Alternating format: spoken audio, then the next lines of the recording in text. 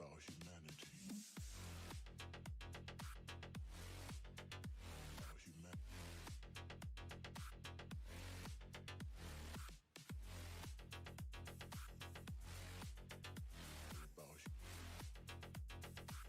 It's all about humanity. About humanity.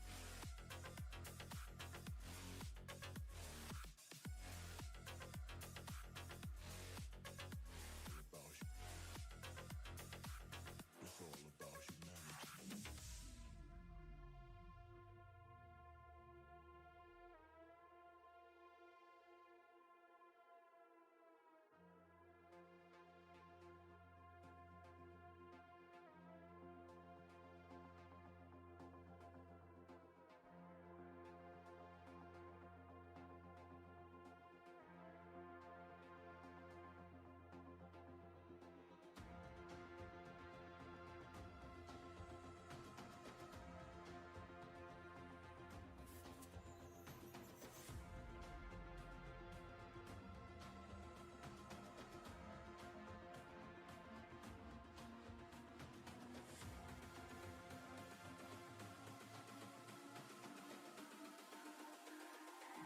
It's all about humanity.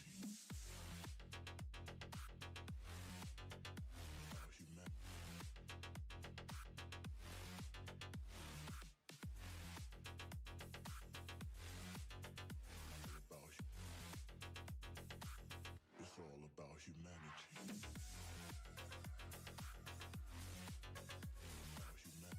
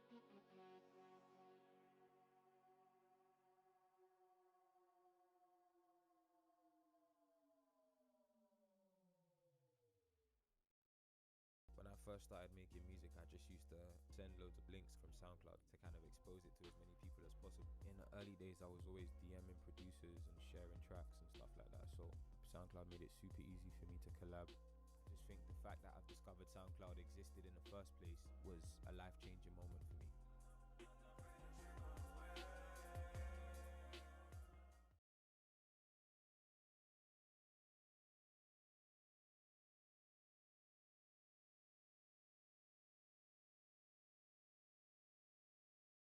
Live.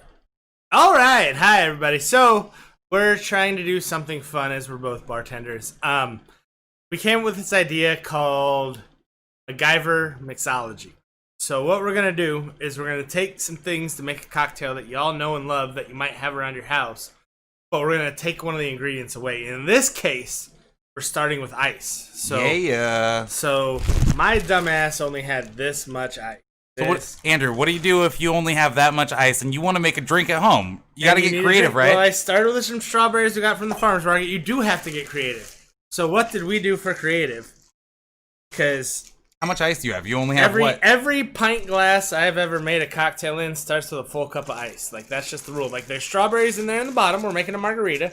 We're having fun. We're doing a strawberry margarita.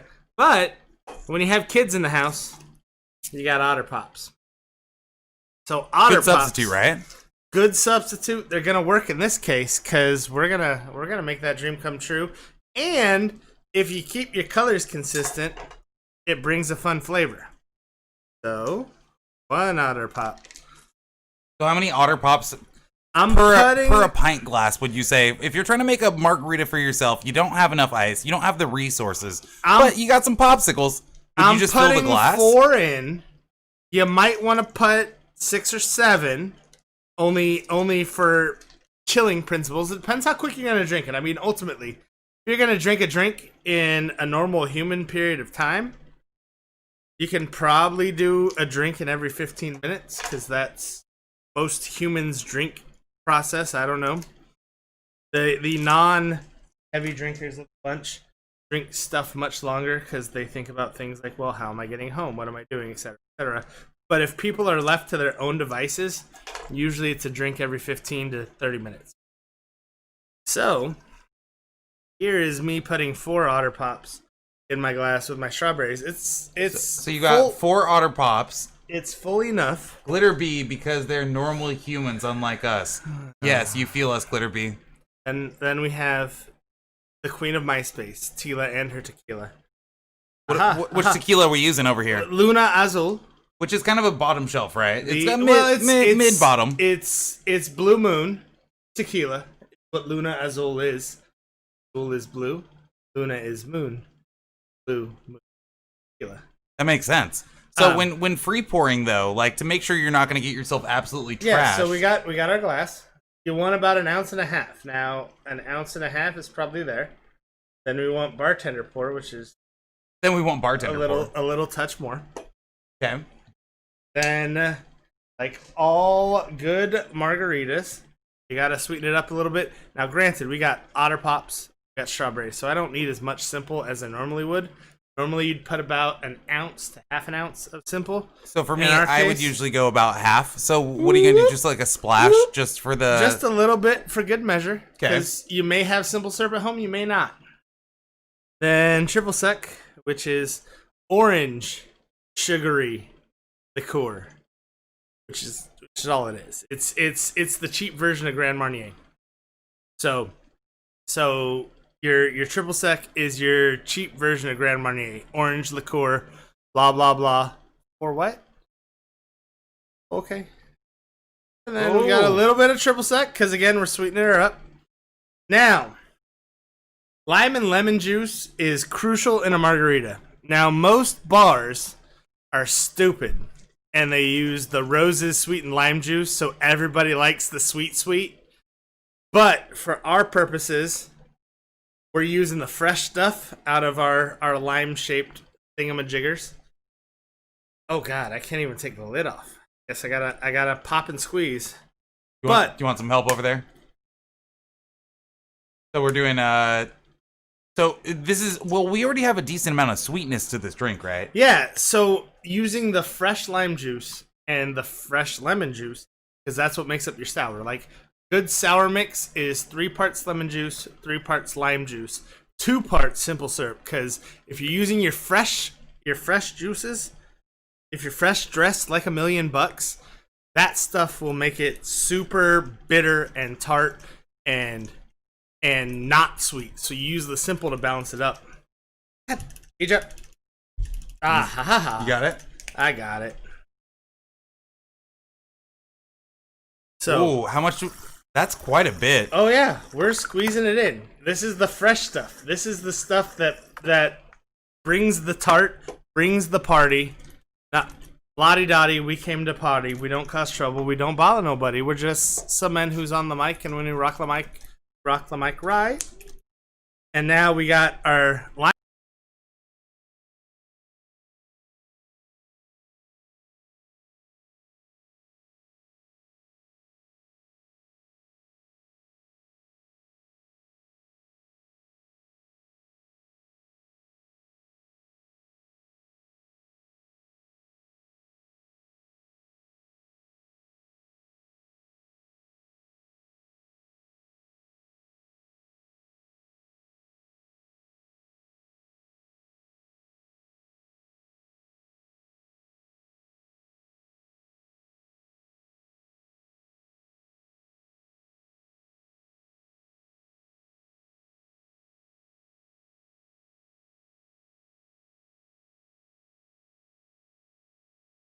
Because it creates the frothy, creates pretty. So there is our Otter Pop Margarita. Otter Pop Margarita. All right, Andrew, go ahead and try it because we got. So you got your Otter Pop Margarita. This is also why bartenders try drinks. So what's missing from your Otter Pop Margarita? I shortened the simple. Okay. So now we put a little more simple. Again, are you gonna hit the shaker with it again, or is it more of a stir kind of thing? You can stir. Since I have the shaker handy, I will. Ultimately, it needs to be colder. So I think 6 Otter Pops are your winner. And that's again if you're missing ice, right? Like that for us not having all the ingredients. We took ice away. We don't even need ice. Hold on, I'm gonna do a little sample test over here as I'm on the other side of the screen. Oh, that's dangerous. Tequila will make her clothes fall off. Or make my clothes fall off. So, Andrew, do you want to take it one step farther and turn this into a slushie? Because easily freezable, right? With it being Otter Pops, it freezes, right? It should. I mean, all of these ingredients are freezable. Frozen stuff, generally... Do you lose alcohol? You don't lose alcohol. The problem with frozen stuff is you don't taste the alcohol because you taste the ice. So... when people get daiquiris or people get pina coladas or people get margarita frozen, the biggest problem is what they come into is they find that they're like, oh, I can't taste the alcohol. Did you even pour it in there? Oh my God, it's not enough. Can I get more because you like me? Yeah. And it's not a matter of we didn't put it in there. It's just a matter of it doesn't taste. So... you know, put some. You can put some more in there if you charge a double, but for the most part, the alcohol is there. It's just the ice blankets everything. When you drink a frozen drink, it numbs your mouth, and that numbs your taste to everything.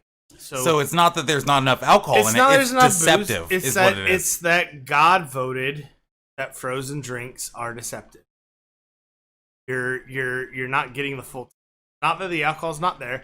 If you really want to taste it, we can make it a double, but ultimately, you're just going to get more drunk. You decide the level of your drunkenness, and we'll make our best to do it.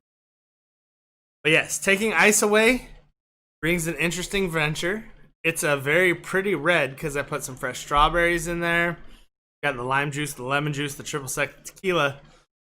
We got the Otter Pops, and we tried to stick to Otter Pops, but I threw a grape one in there just to throw a curveball because I love grape.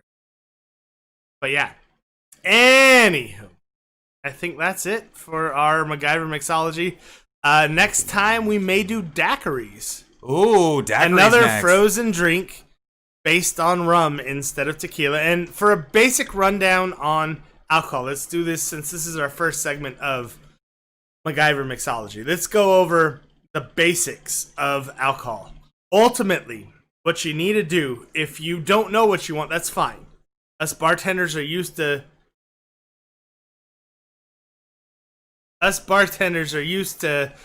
pulling, making goat piss into gasoline.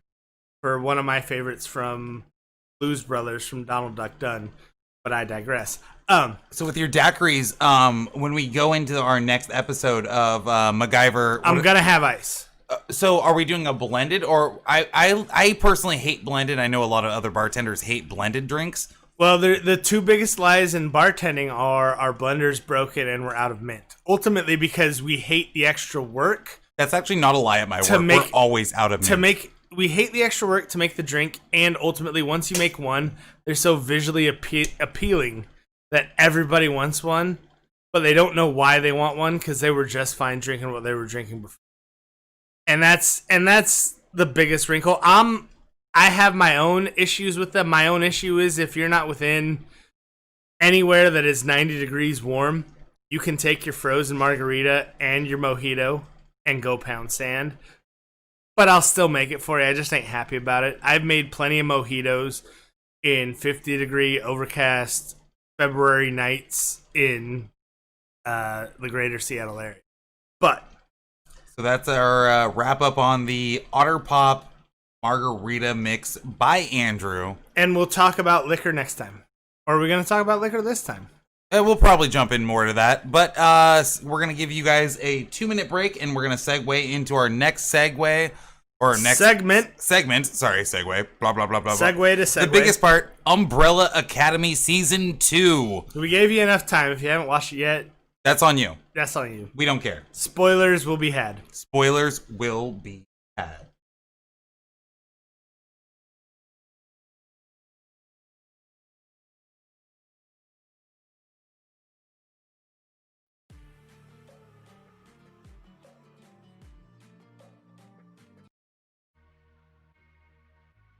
If I would have had this when I was maybe 20, I probably would be a billionaire right now.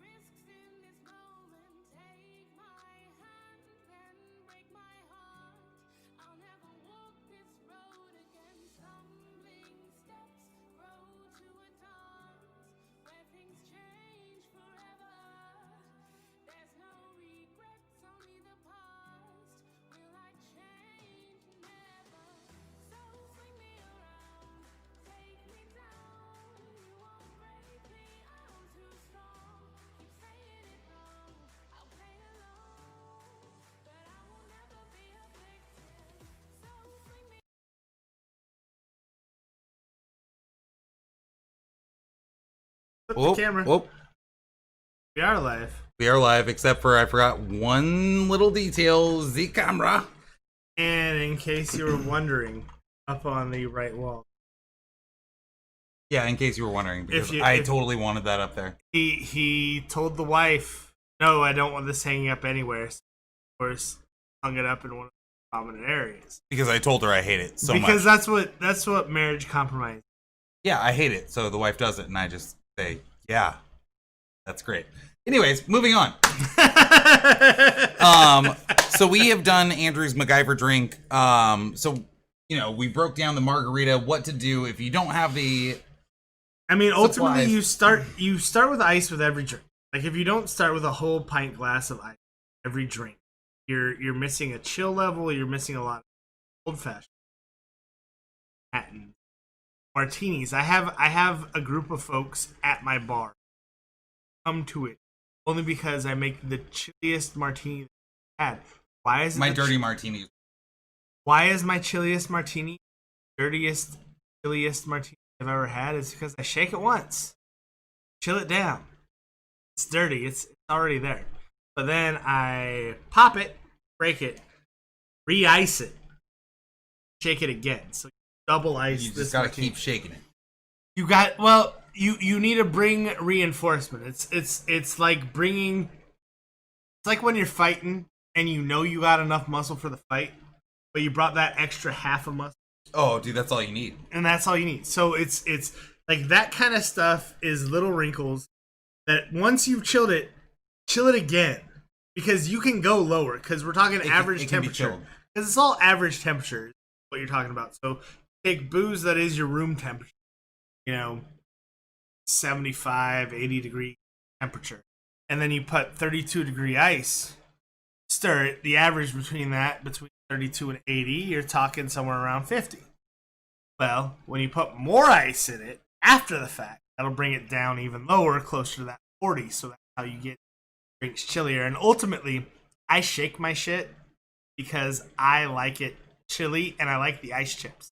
The ice chips are a fun wrinkle on the lip, brings a fun mouthfeel that a lot of folks aren't used to, because a lot of folks don't do it. They just pour over and they pour a drink and they start drinking it. They don't stir. Right. They don't shake. They don't do anything. This is what you get with bartenders. And ultimately, I'm just working on being my own version of Magnum PI. Eventually, I will be a British man at his house. Me too. I will be the PI. We'll have 2 Dobermans, and I'll get to drive his Ferrari. And then I'll have my other friend. You gotta learn how to fly a helicopter. Easy. The black friend that flies a helicopter. Dude, everybody needs a black friend that drives a helicopter. And then we'll have the other friend that runs nightclub. And we'll be Can covered. I do both? Can I have a nightclub with a helicopter pad on top? Like, because I'm down. Like, if that's my job, I'm down. Oh, God. I mean, we both could go. I mean, who knows? We'll see. We'll see how it goes. But, moving forward, the main premise of this whole podcast... Let's talk Umbrella Academy season 2. Umbrella Academy. I banged it out like a $2 hooker. Really fast, dirty, and hard. Me too, and it was unfortunate because I watched it a second time, trying to wrap my brain around everything. And before we even get into this, I'm just gonna lay it down really quick. So, season 1 was phenomenal. I had a lot of issues. I had a handful of issues with season 1. Don't get me wrong; it wasn't perfect by any means. But these Image and Dark Horse comic books that are now being turned into TV shows, I love the idea. Obviously, Marvel and DC have led the way with doing it. They're pretty. They're too polished. That's the beauty. That's the beauty of the Dark Horse and the Image stuff. And I mean, that's Hellboy. That's Umbrella Sandman, Academy, which they're working on a live action. Sandman, and then season 2 of the other anti-hero.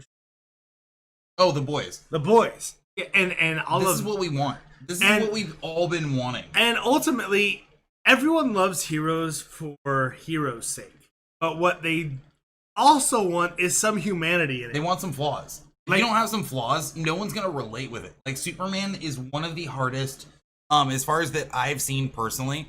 Superman is a really hard person to write as. Like, if you're a comic writer and you're writing a Superman story, it's hard to if I were humanize perfect and relate. every time. Well, and the general story, for comparison's sake, and I haven't figured out how Image and Dark Horse fit, but DC has gods trying to be humans. Absolutely. Marvel has humans trying to be gods. And that's where the fragility and the flaws and the everything comes into play. Well, it's good. I mean, I think everybody needs to tackle their own block, like, and their own demons. We all got demons. Well, I mean, you've actually been a pretty, like, and as if you guys don't know, like, I'm the DC nerd of the group. Andrew's more of the Marvel guy. If you have a Marvel question, he can answer it. If you have a DC question, I can typically answer it. But the thing is, DC has harnessed something that I don't think Marvel can do. I think other smaller productions can do it just. But DC has really embraced adults liking. Like they've do a great job of captivating kids with Batman, Superman, Wonder Woman, the Harley Quinn stuff. But when it comes down to it, DC is for a darker fan base. I disagree.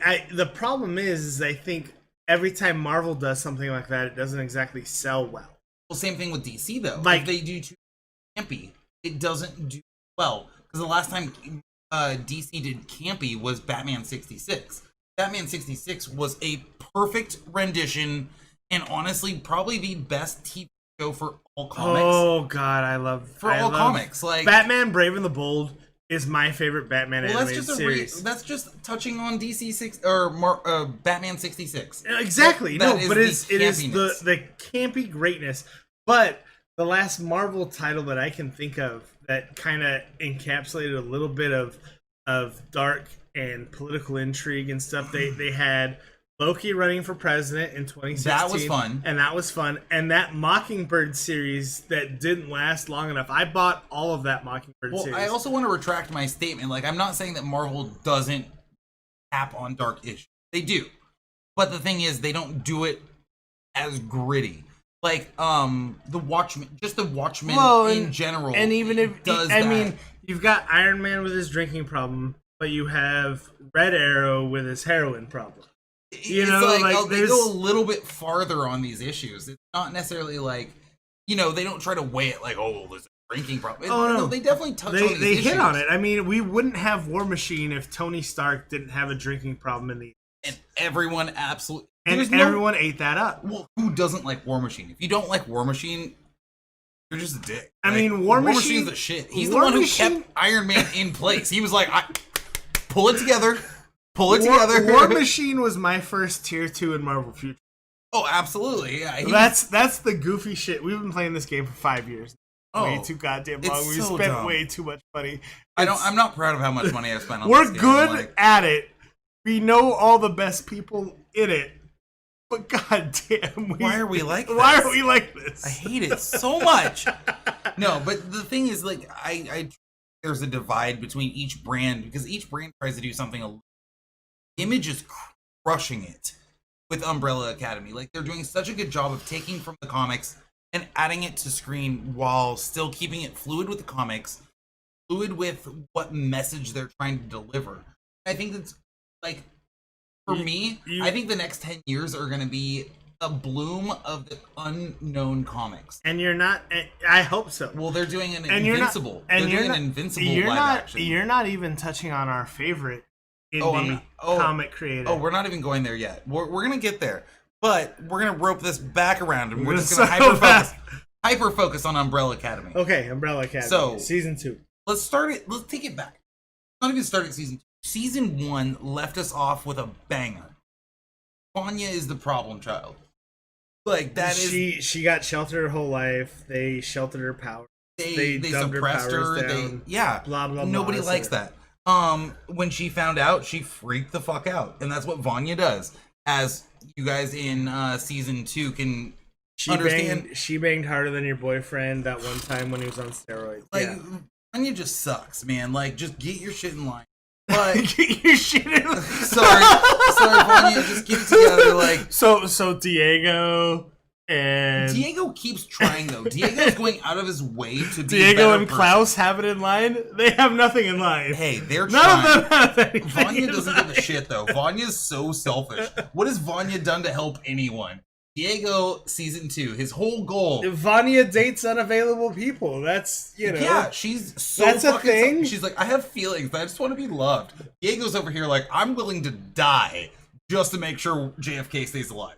Diego's always thinking about the bigger picture. Klaus, No, definitely Five's selfish. always looking at the bigger picture. Klaus is the perfect embodiment of a human with no moral compass. Well, he has a moral compass, but a human that just believes in his feelings for the moment, and that's why Ben, being his moral compass, his Just kinda shifter, puts him back in the line. brings it back to a certain line. So. Well, and that's again where we just bring up that Klaus is the best character. Klaus and Diego. If you don't appreciate the greatness of Klaus, You're not getting the you need to rewatch from episode 1, season 1, because let's like Diego is my favorite. Klaus is 1B. Diego is great for the reason that he is that guy who could murder you by throwing a knife off the wall. He wants to be the off the superhero. wall. He wants to be. He wants to be number 1 so bad. And in his mind, he should be number 1 because he's more ruthless. If you put Diego up in a fight against any single one of them, Diego would probably win. Like, I heard a rumor. fuck That was the he, greatest. He would Vanya her neck so quick, which is a spoiler for season 1. So that's your He your would fault. Vanya her neck so quick. Dude, he'd just be like, "Shut up." Vanya would be the first person he would tackle. But before we even get even deeper into this, because I know we're gonna get sidetracked 90 more times. So here's the thing. This is what we do. So here's the thing. I think they did an absolutely fantastic job with season 1. Season 2, I love the time setting. The time setting. It's The perfect. setting. I think the time setting is money. I don't think they could have done a better job with it. JFK, again, was in season 1, and the way they loop everything in circles. And it fits very well with our political, social commentary of the day. Like, because they deal with some racial issues, kinds of things. Well, And the fact, her trying to go into that restaurant and having the standout. Like, I love the fact that they do little things like that are like, hey, where we're at as a society right now in 2020, everything kind of the same as where we were at as society in the 60s. It's not too different. Like, everyone's like, yeah, we beat racism. Well, and then this show is like kind of reminding you, like, did we Well, really beat it though? And that's what we've talked about a lot. There's a lot of politics in it. that you There's a don't lot of think about. politics, and you think about like your parents' generation. And I Mhm. mean, I know I've been inundated by my mother about where she was when, and I've heard civil rights stories. I've heard the other thing, and part of the beauty of that is that older generation. While they did great work, they did amazing things. They did the boomer generation did more than we want to give them credit for.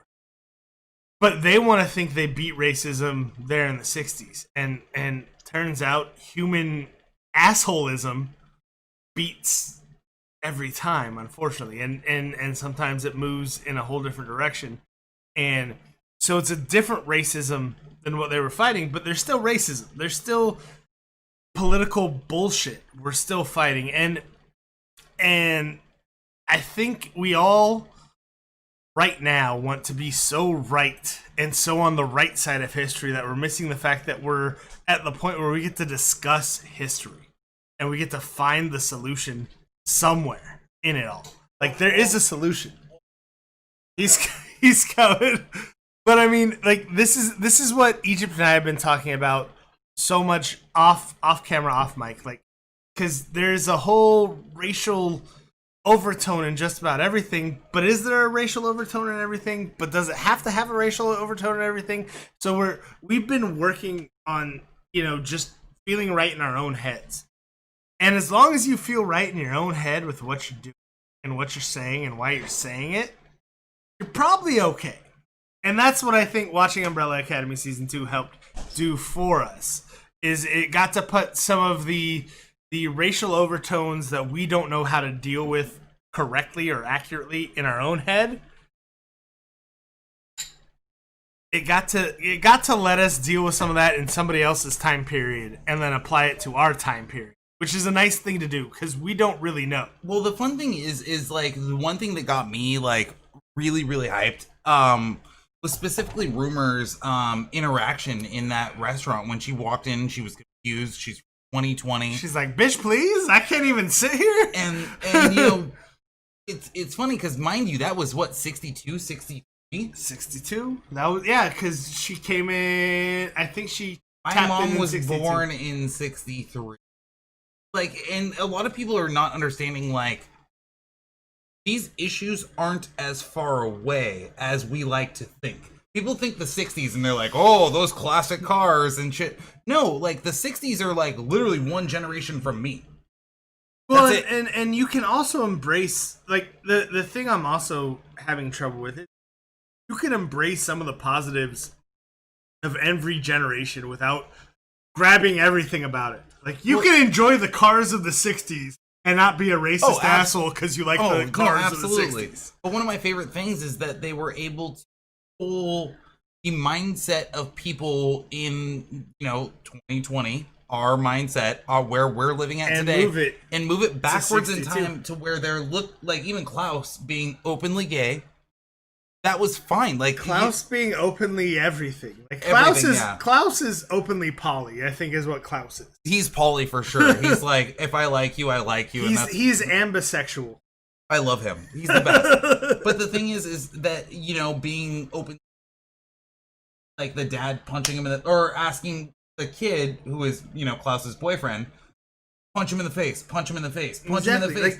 Like the hatred of a man loving another man. What was so frowned upon in that time that it was like, and women loving women. Like they did lesbian, very good job. They did gay, like, and I mean, I love it. I absolutely think that not a lot of other superhero shows have gone into this. I think we've tapped on it. Like, I think Bobby Drake becoming gay in the X-Men comics is a fun wrinkle. Which is another sidetrack that, because they're talking about who. God damn it, this is going to be on our nerdy side of things. This is going to be after this next break. However, since you're already tapping on this, the number one showrunner right now is Shia LaBeouf for the next Bobby Drake. But my thing is, which Bobby Drake? Well, because they have different renditions. So the ones that moved in with like gold and blue and all those ones was the younger class moving to the future. And younger Bobby Drake realizing that his older self is gay, even though in the timeline, that younger Bobby Drake does not end up gay. Well, and I love the fact that there's choices. I mean, ultimately, watching our comic books reboot every 5 years, basically like playing Fable. Don't tap too much into that because that's actually for every choice of content. There's a consequence, and things adjust. Maybe Bobby meeting his older gay self made him not gay. I don't know. I don't know how these things work. But I don't think tapped on it. Well, no, he wasn't into it. And sexuality is fluid, generally. I think so too. But the thing is that he met his older gay self, and he assessed himself and was like, "I'm not into men." At that time, and it fucked with him though. But it fucked with him. And in the comics, he was like, "Dude, I'm like actually like," and he told, and that's all Hope. those. It was Hope, and it's all those Republican senators. End up getting in trouble doing gay stuff when they're protesting. Like, it's weird. I mean, just like what you like, dude. Like what you like. Be who you are. The way I've said it so many times is I like broccoli. Some people don't like broccoli. A lot of people really, really, really like broccoli. Guess what? I'm not going to be mad at you for what you like. Like, you like color orange. I don't like color orange. Move on. Boom, done. End of discussion. I think if we simplify things. But anyways, god damn it. Umbrella Academy. Okay, Umbrella Academy. We're getting focused. Turns out Umbrella Academy is real good about talking about geopolitical. No, but they do. They tap on everything. They hit so much, and it's even like the free love, Klaus starting a cult. Well, he also broke the norm for the 60s. And mind you, being from 2020, because we're gonna talk conspiracy theories and stuff like this. We're going into the full nerd spectrum. People with an open mind, being open-minded at a time where open-mindedness is not okay, makes them almost futuristic, right? Like, think about which these is people. kind of like now. Yeah. Like, hey, I have this movement. I have this feeling. I have an idea. Why aren't we like this? I don't have a flex. Not a parameter, but I have an necessarily. idea. I got an idea. And I think that's a lot of what Umbrella Academy does. I think they want to crack that door open to ask these uncomfortable questions. And get people thinking. I think it's great. However, down to the brass tacks. Which season do you prefer? Season 1 or 2 of the Umbrella Academy, and why?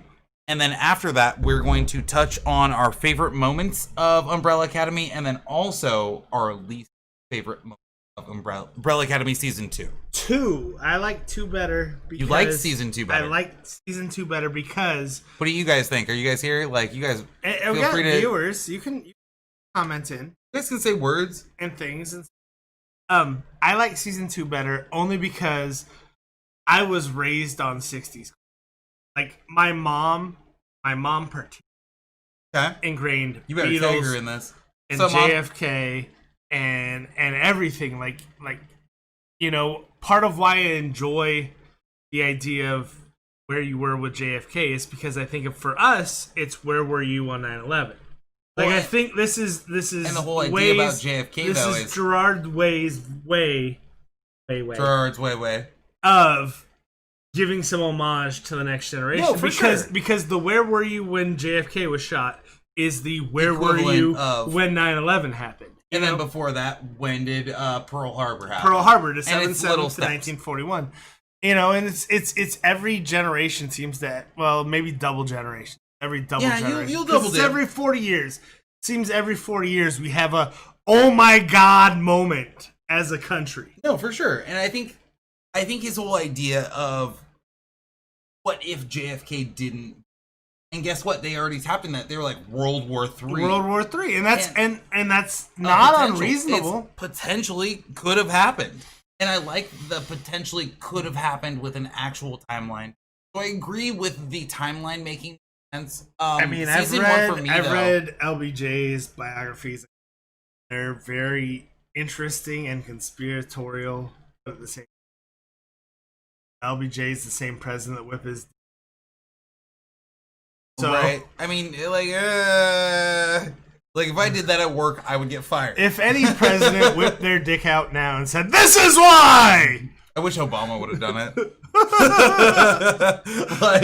like as his last sign out moment, he's just like, "This is why." Eat it, bitches. I mean, this seriously. Look up LBJ whips his dick. We're not joking. We're not judging, and we're not making it up.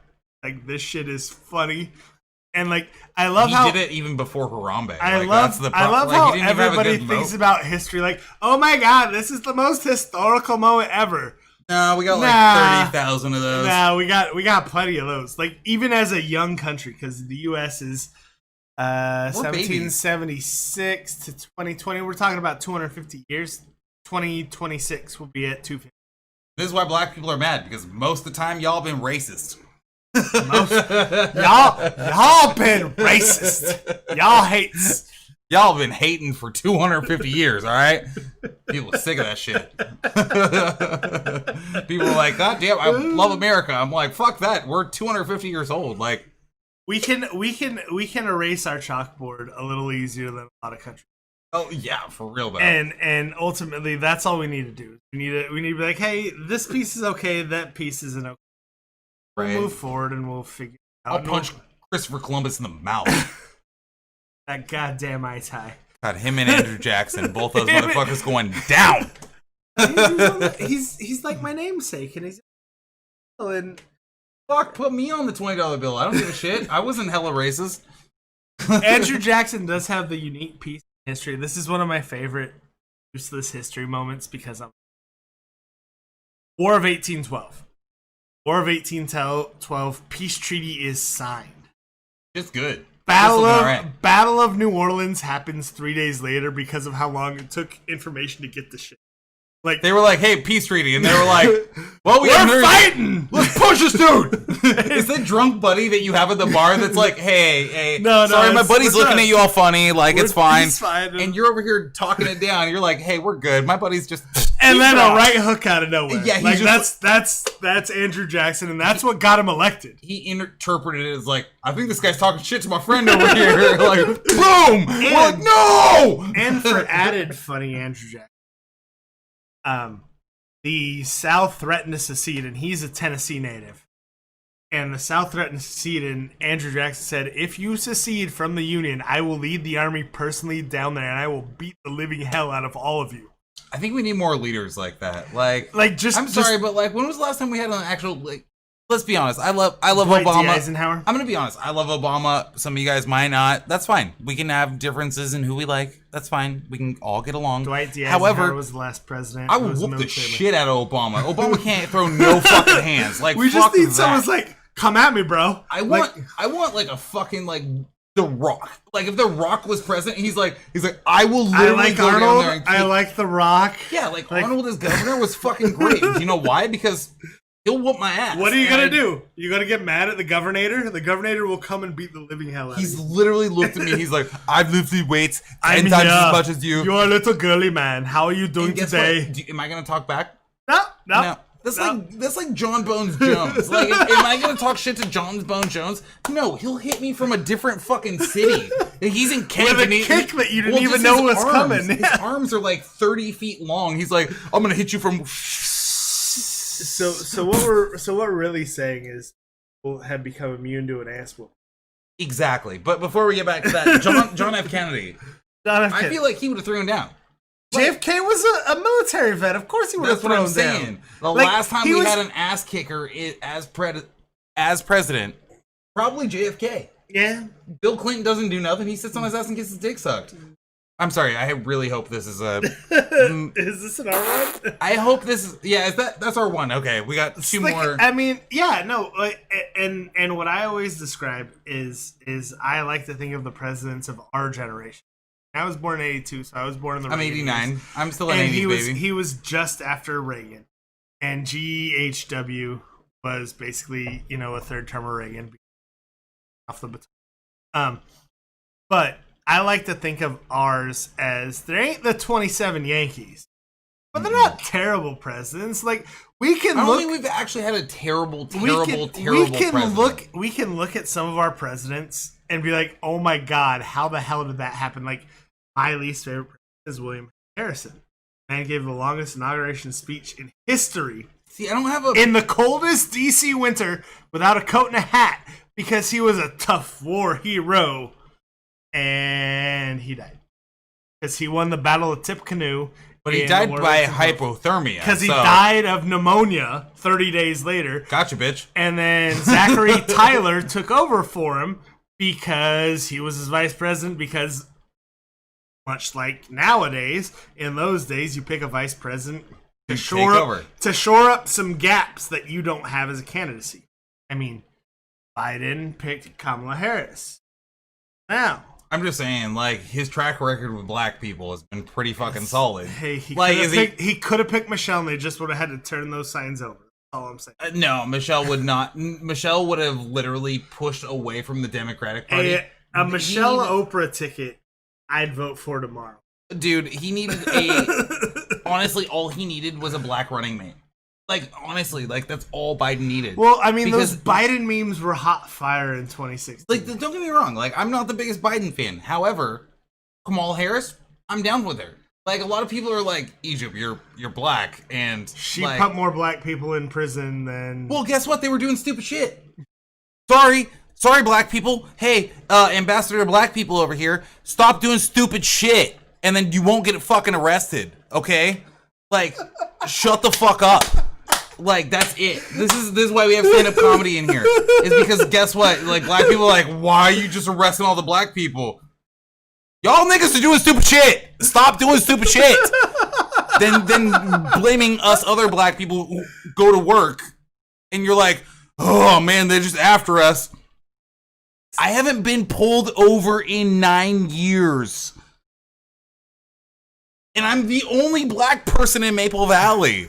Like, I'm the only one. Like, shut the fuck up about this shit, okay, guys? Like, all you white people. I'm sorry. I'm gonna have a Jesus moment here. I'm so sick of my white friends telling me what's racist. Stop. Stop. All you. I'm gonna have to really like evaluate my words for a moment. I'm gonna have to collect myself. So listen, Kamala Harris, she's cool. You know why? Because she had a job. What was her job? Hey, did somebody do something wrong? I'm going to determine if this was wrong or right. Black guy robbed somebody. Guess what? They're in the wrong. She convicted them.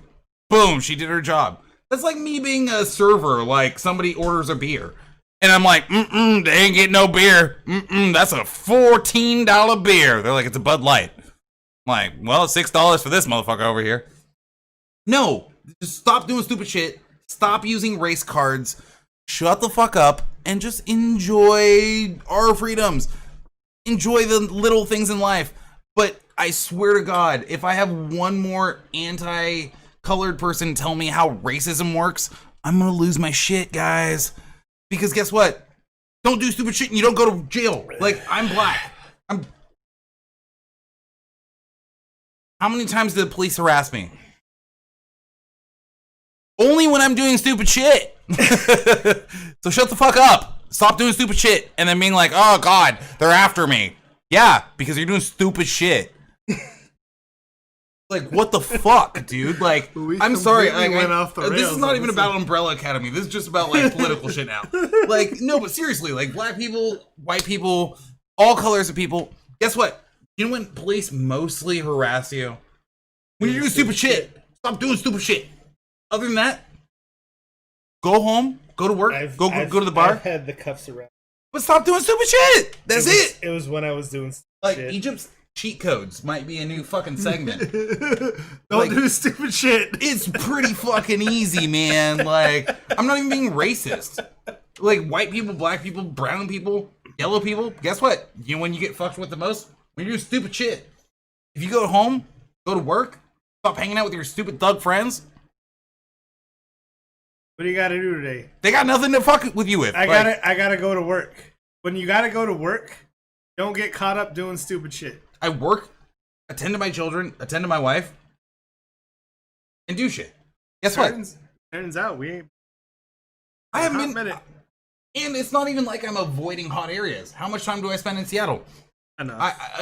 Enough hours in a year where, like, if I was just walking through Seattle, I don't get my ass beat. Why? Not doing stupid shit. Like, that's the premise. Don't do stupid shit, people. Like, fuck, man. Like, I'm so sick of this shit. If you get caught up doing not stupid shit and do get in trouble, though, that's a different story. No. Talk to the ACLU. Like, there are several organizations that are in place to. We are not denigrating the fact that there are plenty of overhyped moments of overhyped cops doing overhyped shit. Oh no, and trust me, I will fucking roast every single one of those motherfuckers. Hey, we got a follower. What up, Chris? We got a Batusi. No, we have, and you even got my Batman thing in there. There. I appreciate you. I see you, bud. There are many times. Thank you. Dude, hey, Chris, where are you from, bro? Don't know how to speak English. I'm listening. Dude, you're doing great in English. What do you mean? Well, typing wins. But yeah. What language do you speak, Chris? Oh. Español. Un poquito con los dos. Oh, dude, it's okay. Perfecto, no es un problema. No es un problema. Lo siento, para mi español es más pequeño. Oh.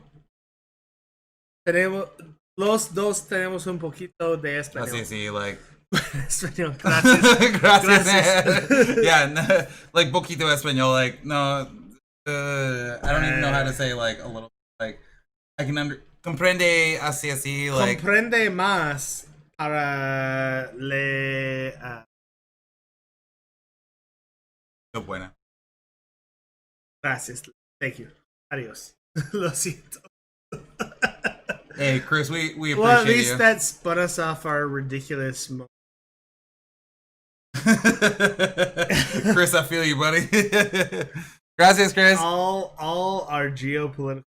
Like it's weird because we're in Seattle, and I actually talked to my mom yesterday. Medina, what's happening? Oh, holler Medina. I don't know what happened. We got political. I got fired up. I started getting, like, not racist, but like I was.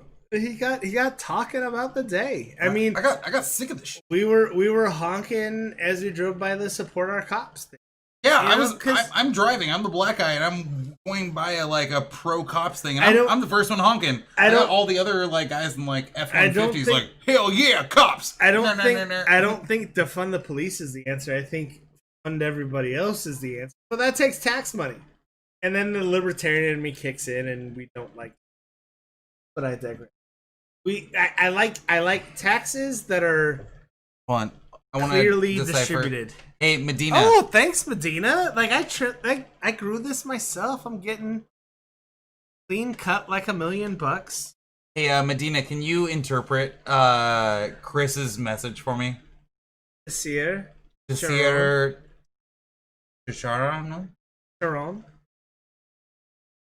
I don't know.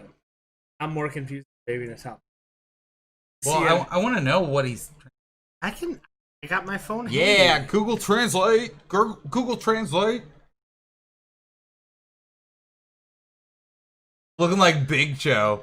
Damn. Well, it's the Big Show.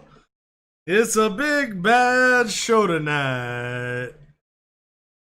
Egypt on the front of a $20. Stop doing stupid shit on the back. Ashley, you're absolutely. Oh my God, Ashley, I love you. That is stop doing stupid shit. I think that way, if I was running for anything, I don't even care what it is. Cuatro? For you? Yeah. It's our Twitch. We've got our whole chat box in one side. So we got the Twitch and we got. I can Facebook, actually pull it over so that everything. You guys want to see what's going on over here? You can see the whole spectrum of what's going on here. Nothing is going. This is what we see. We see this part. See? Huh? Well, see, it's nice because then that way we can see our viewers. Well, it's the Big Show. Well, I mean, if you're gonna, it's a big bad show tonight. Oops. Did I really get the wrestling singlet, like the one arm singlet, and Andre the Giant? This bitch with half a nipple hanging out. Just cuz. Are you really getting the Big Show? You know who I am? Oh my God. And ads. God damn. We'll play after the ads. We don't get a choice. We gotta take all the ads. It's fine. We all the Hallmark. Goddamn Hallmark. I hate Hallmark so much. But yes, we're just because of Medina, we're doing this really quick. More ads. Do you approve of President Trump? Oh my Take God. the survey. Find out. There you go.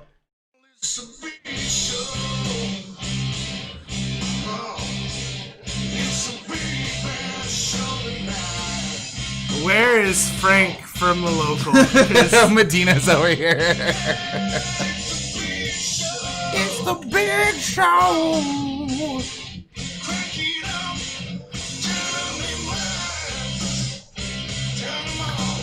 Are we really gonna go down? I'm sorry, but no, this would be your intro. HBK. What? HBK.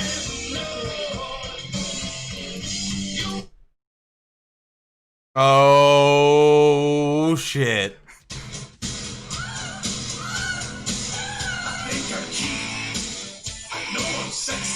Robin? What are you talking about, Robin?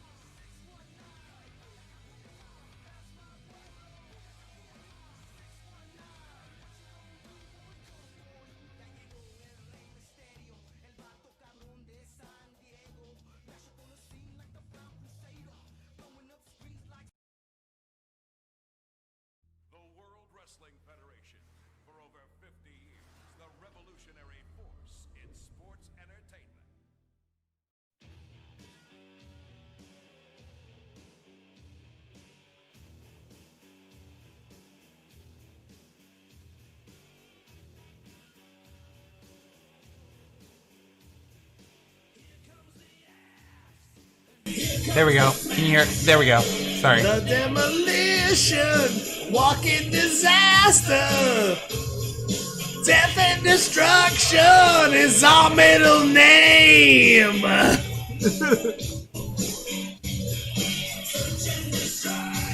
Ooh, Ted DiBiase. Oh, Egypt apparently has you online, Medina. Hold on.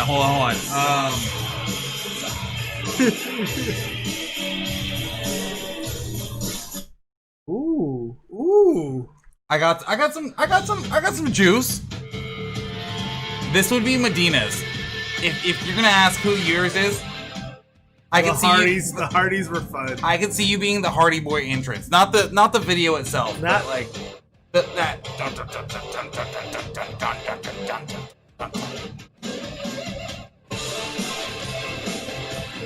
You know that their intro was always super hard. Let's be honest though, the number one hardest one of all time. Undertaker. No, Undertaker. Yes, absolutely. No. Oh, NWO is always good. Come on now.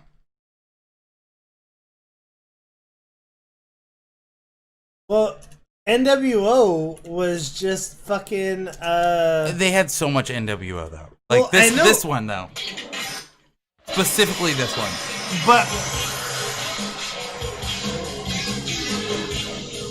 But that's the Hogan guitar theme, which was a play on Voodoo Chill.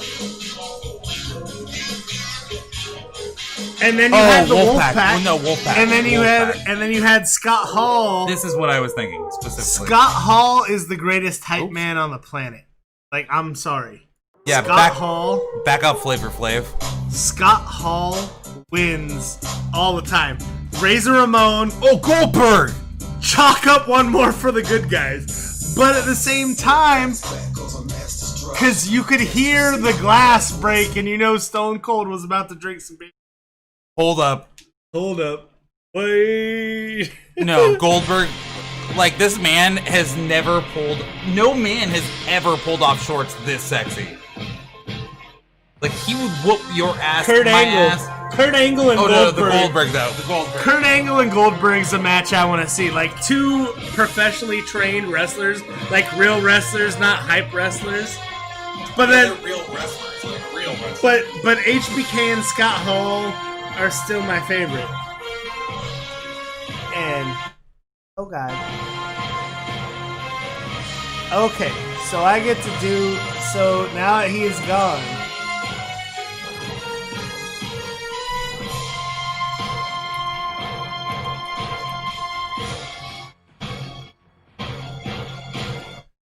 My brother and I, for the longest time, still have wondered why this song isn't a political thing.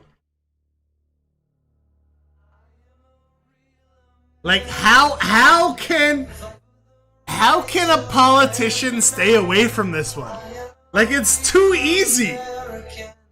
Fight for your rights. Fight for your life. I am a like, me and Ming Chen played this at the bar in Puyallup and sang every damn word.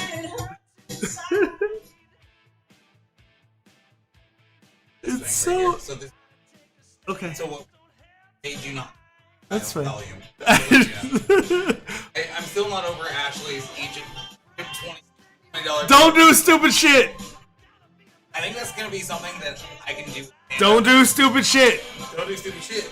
Turns out, They just shot a white dude for playing video games. being stupid leans to being stupid. You're getting shot. That don't make the cops right for shooting people, but goddamn it, if you weren't doing stupid shit, your chances of getting shot go down exponentially. También. Oh, get it, Hulk. It's so good. Yes, because Medina's awesome. Space Dust steak recipe? Flank steak? I stand by the I stand by the fact that you season it and then you put some space dust in with the beer. Fight for your life! And just cause. Alright, state your name and power. I am the Waffler. With my griddle of justice, I bash the enemy in the head. Take that, Dane Cook. So. Next. Hi, I am Pencilhead. And I am son of Pencilhead. We erase crime. 2 generations of... 2 generations.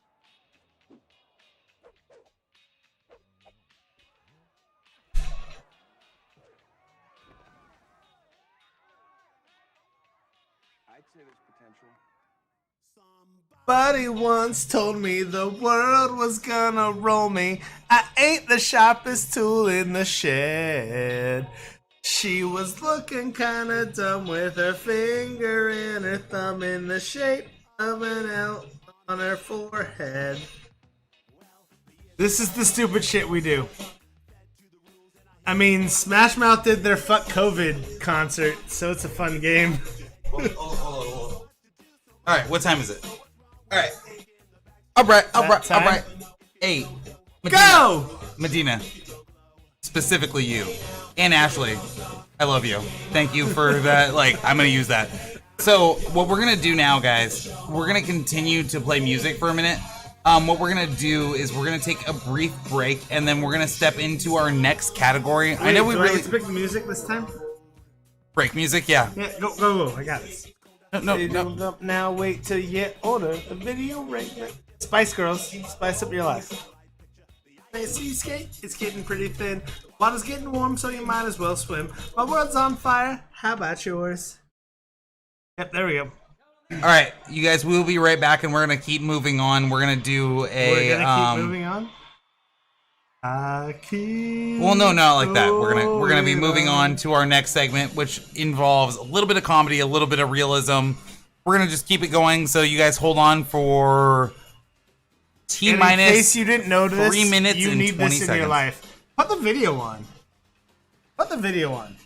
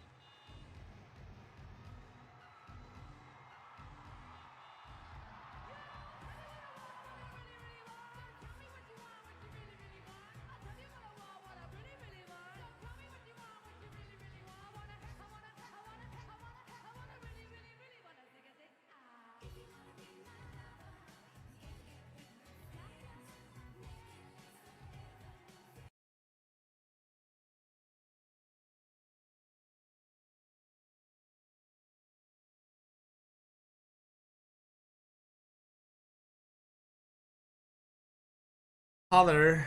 All right. So this is going to be the segment where obviously we're going to edit this video later. We'll throw in little like. Apparently, we need to do some stuff. I think you can either you or I can start it off, but I do feel like we have enough bits. We got bits. We got things and stuff. So we can also like brainstorm too. Like I think this is a good idea for also other comedians who are trying to come up with ideas. Y'all need an audience. Everyone needs an. It's really hard to do comedy. Hard to do anything without audience, because your audience is your energy. It feeds you. I've learned this from watching Trevor Noah. The way he's doing his Comedy Central daily show is now from home. And it's interesting because he's telling killer jokes but not getting any feed from the... It's really hard. Well, no, his beat, he doesn't miss a beat though.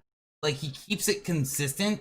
But it's really hard to not change your facial expression because we've both been on a comedy stage. Like, the emotion from a laugh or a not laugh feeds your fire so hard. Well, it lets you know where to go. Basically it's like a role-playing game. Like when you're on stage, like, because mind you, I've done acting classes, I've done modeling classes, I've done stand-up once, and it's weird because a lot of people don't have this, and I think a lot of it's from us not giving a shit as far as podcasting. Like, we don't care how many people are watching. Like, if zero people are watching, but we have each other to bounce off, which is the nice part. Like, if we didn't have each other, it wouldn't matter. Like, we wouldn't be able to do this individually. So, like, Todd, the 206 Geek, 206 Geek crushes or it. Like, John, the reviewer, being able to do it by yourself, it blows my mind. Is amazing and fabulous and great, and we love you for it. And then, you know, the Northwest Nerds, we love those guys because they can do it. It's tag team back again. Rex and FXO this weekend. Come on, party people. And that's what we're really good at. I feel like jump for noise. We bounce off each other's like vibe. It doesn't, and that's why we cannot stay on track. We need we do need a production manager or somebody to keep us in line. Be like, guys, a production assistant. Hell, no. Focus. Here's where we are in the itinerary. Bring it back. You know, I'm gonna take you to the Shire, or I'll take you to Mordor, but I'll bring you right back to the Shire. Yeah, no, something to that. It's terrible because we get so sidetracked. Because we are goofy, and our opinions are complete opposite. Like, we shouldn't be that opposite. We disagree on 90% of things. We just compromise. We compromise better than we compromise better than most people. I'm like, I understand that you don't like this. I am against that. However. Okay, doesn't fuck my day. So what if you like? What did you disagreeing with me fuck up my day about? Not one thing. So it's fine, and I think that's a skill that we should teach. Like, guess what? I don't think it's teachable. I think it is. That's where I disagree again. Like, I think it's teachable. I think you have to be willing to learn though. Well, I think that's part of it. Yeah. You have to be willing, because when I'm hard headed and somebody tries teaching me something, I'm like, you don't give a shit. I don't give a shit. I know. Like, I know I've been that asshole. I know I've been that. Oh, dude, I put on my Juggernaut helmet. I'm the Juggernaut Not today. And I just, yeah, no, but a lot of times I do think that a lot of it comes from the willingness to learn, and it's mostly the people asking for it, never the people you're trying to tell things to, because those people will never receive it well. We're asking for, like, hey, help me. Exactly. I'm confused. I'm lost. So I feel like you and I have a bad habit of arguing with people on, especially Facebook. I do too, but for stupid things. Like, you go politics, I go stupid things. Somebody can say something. Like, I got into a debate about spray paint the other day. 357 comments is still my record on a single post, in case you're wondering. Dude, we're just like we're trolls. Like, why? Like, I didn't expect myself to be a troll, and I don't mean to be a troll. But it affects us. But I'm a nice troll. Like, you're just gonna be like, facts. It hurt. And but my facts can be wrong. Like, you're okay about getting fact checked though. That's a big deal though. If you're good at getting fact checked, which most people aren't. So for me, I can confidently say, if somebody's like, hey, you said this, and that is wrong, and here's the proof, I'll be like, oh damn. I'm dumb. Okay, cool. The amount of times I've shared a post and then got fact checked and like, hey, I'm gonna leave this up for like 6 hours just to show the fact check so everyone realizes that, hey, I got this wrong. Please look in the comments. Well, and if you don't look in the comments, you're doing something wrong for yourself. Like I can't tell you the amount of things I've been like, well, I feel this way. And I've looked in the comments and like, maybe I'm stupid. Maybe I'm wrong. See, and then I've changed my mind. Like, I think that's a big part of it, though. It's like being able to notify yourself that you're wrong. You're like, shit, I'm wrong. It's okay. Wait, was that I me? thought a thing, and me thinking a thing was wrong. Yeah. Dang it. But then being like, okay, hey, sorry. Like, I messed up. You're right. Okay. It's that Ron White bit where... I'm never going to say to you, babe, I love you. But I'm never going to tell you you're right when you're wrong. It's that Ron White bit where, you know, he was talking about Fort Hood being awesome and great and being Fort Hood. And one of those bases that's going to change its name because of political correctness and political accuracy, probably more than correct.